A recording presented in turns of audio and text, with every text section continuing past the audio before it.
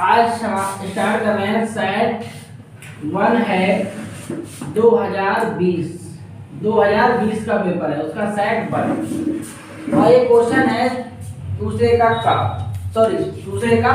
ग। चित्र में एक वर्ग ओ ए बी सी एक वर्ग है। चलाओ, एक वर्ग है ओ ए बी सी और हमारे पास कह रहे हैं कि ओ ए जो है वो हमारे पास 20 सेंटीमीटर दी गई है। ये 20 सेंटीमीटर छायांकित भाग का क्षेत्रफल आपको निकालना है। तो छायांकित भाग का क्षेत्रफल कैसे निकालेंगे?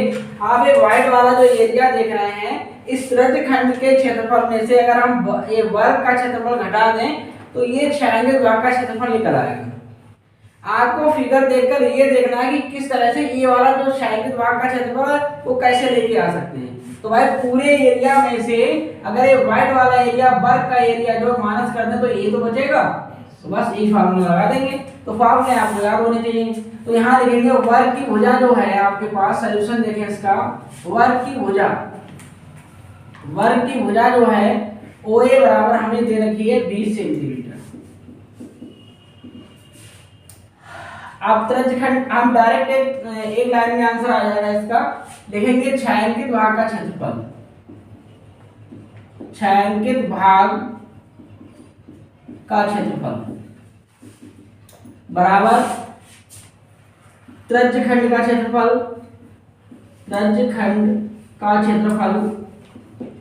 माइनस वर्ग का क्षेत्रफल।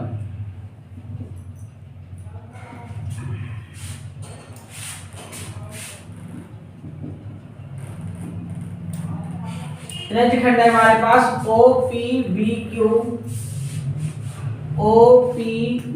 क्यू त्रिज्यखंड का क्षेत्रफल। वर्ग है हमारे पास ओ ए बी सी का क्षेत्रफल। ये नाम भी इसमें लिख दिया। अब हमारे पास त्रिज्यखंड का क्षेत्रफल निकालने के लिए थीटा की भी जरूरत पड़ती है। तो यहाँ पे जो थीटा है वो कितना है? 90 अंश का है। क्यों है? क्योंकि ये वर्ग बना हुआ है तो इससे वर्ग का प्रत्येक कोण जो है 90 अंश का होता है। तो यहाँ पर इसलिए थीटा कितना हो जाएगा? थीटा बराबर हो जाएगा 90 डिग्री। तो फार्मूला लगाएंगे, त्रिज्यखंड का क्षेत्रफल होता है थीटा बटे 360 गुणा पाई आर स्क्वायर और माइनस हो जाएगा वर्ग का क्षेत्रफल होता है भुजा की पावर 2। तो अब यहाँ पे त्रिज्या भी हमें पता होनी चाहिए। तो त्रिज्या निकालेंगे इसकी। तो त्रिज्या यहाँ देखो 90 डिग्री है और त्रिज्या भी जरूरत पड़ेगी। तो त्रिज्या निकालने के लिए क्या करेंगे? अगर हमारे पास ये 20 है तो ये वाला भी 20 सेंटीमीटर भुजा होगी। तो ये 20 है और ये भी 20 है, तो ये वाली भुजा निकालनी है। तो पाइथागोरस प्रमेय का भी यूज करेंगे। पहले सारी चीजों को निकाल के रखेंगे, उसके बाद फॉर्मूले में लगाएंगे। ठीक है, तो पहले क्वेश्चन में समझ लें। तो अगर 20 दिया हुआ है और 20 दिया है और यहाँ पर 90 अंश का कोण बन रहा है, 90 अंश का कोण बनेगा, तो यहाँ पर हम पाइथागोरस प्रमेय का यूज कर सकते हैं। क्योंकि जहाँ पर राइट एंगल बना होता है, समकोण त्रिभुज होता है जिस त्रिभुज में, तो वहां पर हम पाइथागोरस प्रमेय का यूज करते हैं। तो पहले हम क्या कर रहे हैं? पहले इसकी त्रिज्या निकाल ले रहे हैं। ठीक है, त्रिज्या है हमारे पास ओ बी। तो यहाँ पर ओ बी, यहाँ पर लिखेंगे पाइथागोरस त्रिभुज ओ ए बी में क्या लगाएंगे? कर्ण का स्क्वायर है। कर्ण हमारे पास क्या है? ओ बी है, आधार ओ ए है और हमारे पास लंब क्या है? ए बी है। तो पाइथागोरस प्रमेय होती है कर्ण का स्क्वायर बराबर आधार का स्क्वायर प्लस लंब का स्क्वायर। तो हमारे पास कर्ण है ओ बी और यहाँ पर इसको हम त्रिज्या लेंगे। त्रिज्या होगी हमारी त्रिज्यखंड की। तो यहाँ पर लिखें 20 का स्क्वायर मुल्की ओ ए का स्क्वायर लिख दें, उसके बाद लिखेंगे ए बी का स्क्वायर। तो यहाँ पर 20 का स्क्वायर प्लस 20 का स्क्वायर, तो ये आ गया 400 प्लस ए बी 400, ये हो गया टोटल 800। 800 को हम लिख सकते हैं 400 गुणा 2 लिख सकते हैं ओ बी का स्क्वायर। ओ बी बराबर हो जाएगा रूट के अंदर 400 गुणा 2। तो ये हो गया कितना? 400 का वर्गमूल निकालेंगे हो जाएगा 20 और 2 का वर्गमूल नहीं निकलेगा तो रूट के अंदर रहेगा ये। ठीक है, तो ओ बी आ गया। ये हमारी त्रिज्या हो गई त्रिज्यखंड की त्रिज्या।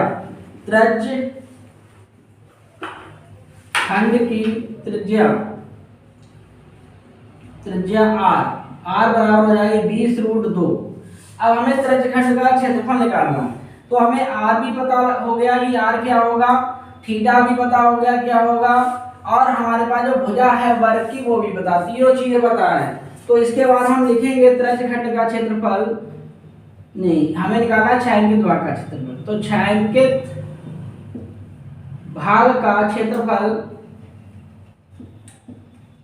वैसे क्या आप त्रिज्यखंड का क्षेत्रफल अलग निकालते और वर्ग का अलग निकालते तो बाद में घटाते। हम क्या कर रहे हैं, हम एक बार में इशारा के लगा दे रहे हैं।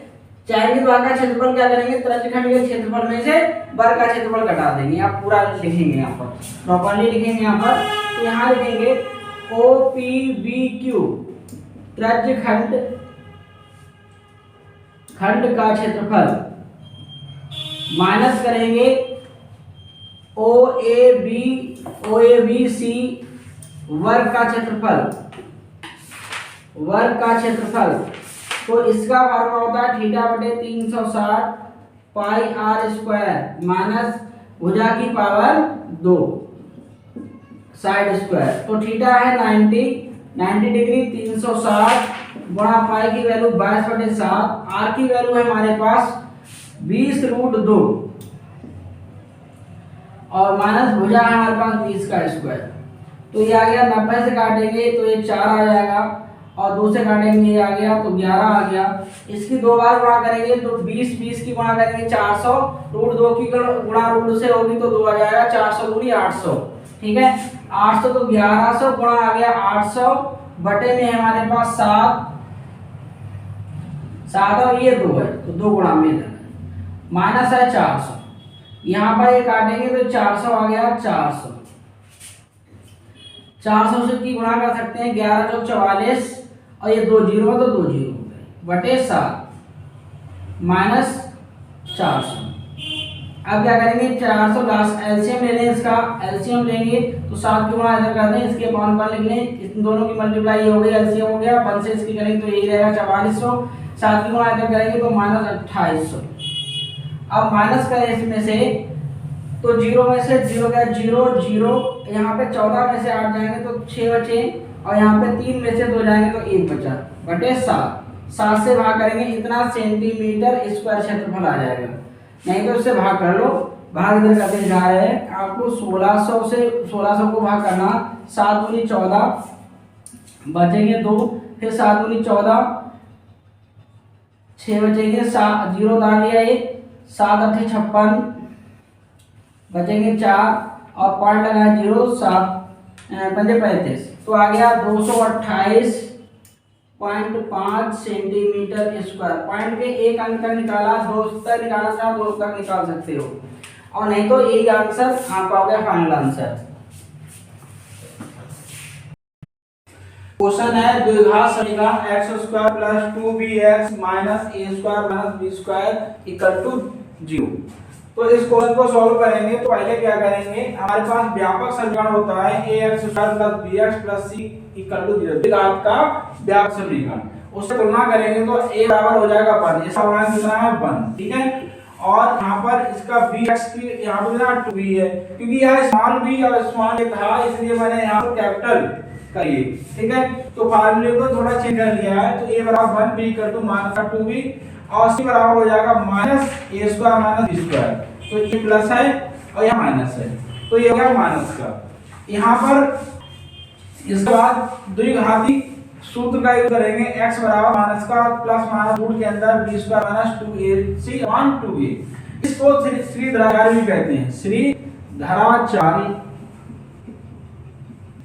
सूत्र, इसको श्रीधराचार्य सूत्र भी कहते हैं।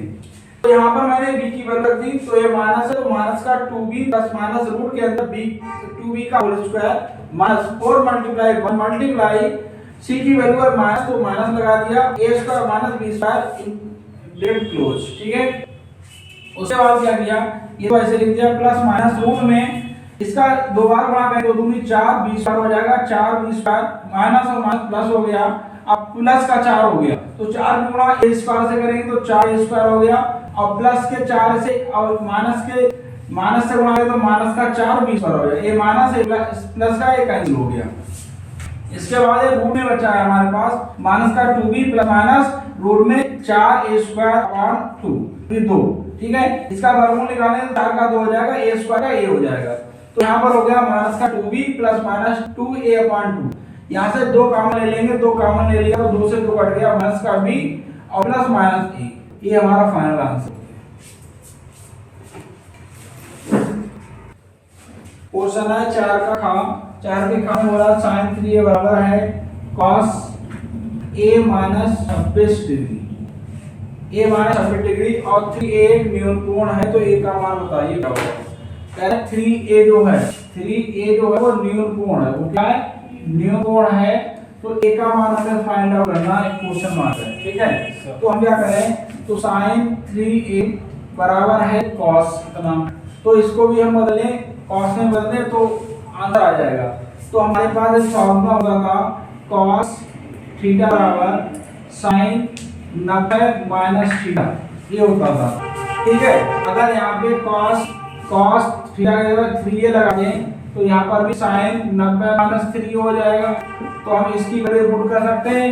तो यहाँ पर सॉरी sin की निकाल ली थी हमने, cos निकाल दी, तो यहाँ पर sin लेते हैं, यहाँ sin थीटा बराबर हो जाएगा cos थीटा की वैल्यू होती है, और यहाँ पे sin रहेगा और ये हो जाएगा cos। तो ये sin 3a की वैल्यू क्या हो जाएगी, cos 90 माइनस 3a, तो यहाँ लगा देते हैं cos 90 माइनस 3a बराबर है cos a माइनस 26।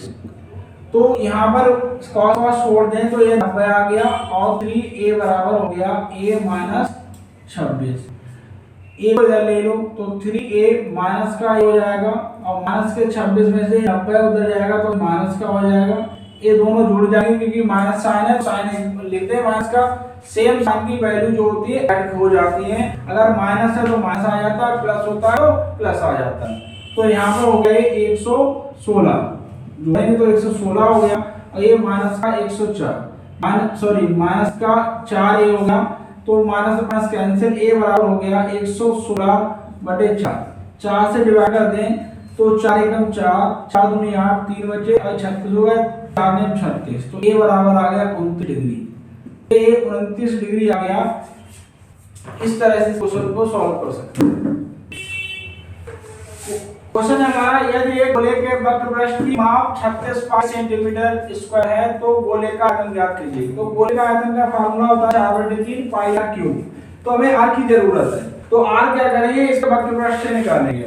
तो हम यहाँ दे रहे हैं सॉल्यूशन हमारा है इस क्वेश्चन का, गोले का वक्रपृष्ठ, गोले का जो वक्रपृष्ठ है वो हमारे पास 36 पाई है, तो वक्रपृष्ठ का फार्मूला होता है 4 पाई r स्क्वायर 36 पाई, तो r स्क्वायर बराबर हो जाएगा 36 पाई/4 पाई, पाई से पाई कैंसिल, 4 से 36 कैंसिल, 9 आ गया, तो r स्क्वायर बराबर 9, तो r बराबर आ जाएगा 3 सेंटीमीटर, क्योंकि ये सेंटीमीटर स्क्वायर में क्षेत्रफल था तो सेंटीमीटर आ गया, यहाँ लगा दो, तो 4/3 पाई गुणा r की वैल्यू है 3 की पावर 3, तो 3 की पावर 3 होता है 27, 3 3 9 9 3 27, 3 से काटेंगे 3 27 और 9 4 36 पाई सेंटीमीटर क्यूब, तो ये आंसर हो गया।